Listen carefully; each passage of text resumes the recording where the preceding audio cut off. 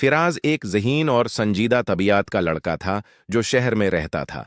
وہ تعلیم کے سلسلے میں کچھ مہینوں کے لیے ایک دور دراز گاؤں آیا۔ گاؤں کی سادگی، خلوص اور محبت اس کے دل کو چھو گئی، لیکن سب سے زیادہ اس کا دل جس چیز پر ٹھیا وہ تھی زنب۔ زناب ایک گاؤں کی لڑکی تھی، سادہ، نرم دل اور ہر ایک کے دکھ درد کو سمجھنے والی۔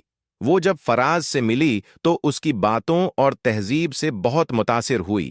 شروع میں دونوں کے درمیان صرف چند رسمی باتیں ہوئیں، لیکن دھیرے دھیرے وہ ایک دوسرے کے لیے خاص ہو گئے۔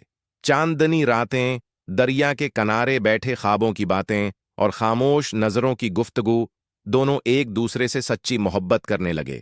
لیکن فراز کا مقصد صرف کچھ وقت گاؤں میں گزار کر تعلیم مکمل کرنا تھا۔ ایک دن جاتے ہوئے اس نے زنب سے وعدہ کیا، میں تعلیم مکمل کر کے لوٹوں گا، تم سے شادی کروں گا، تم میری زندگی ہو زنب۔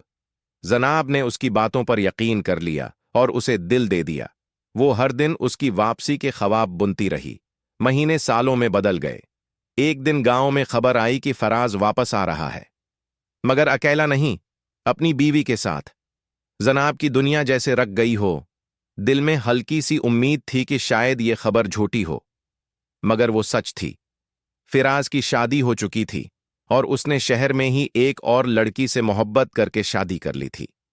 زناب اسے دیکھنے گئی، شاید کوئی وضاحت، کوئی معافی ملے، لیکن فراز نے نظر ملا کر بس اتنا کہا، زناب وہ سب صرف ایک حسین وقت تھا، میرے لیے وہ محبت نہیں، صرف ایک خوبصورت یاد تھی، میں اب اپنی زندگی میں خوش ہوں۔ زناب ٹوٹ گئی، اس کی آنکھوں میں آنسو تھے لیکن زبان خاموش تھی۔ وہ پلٹ کر چلی گئی۔ اس رات اس نے خود کو ہمیشہ کے لیے خاموش کر لیا۔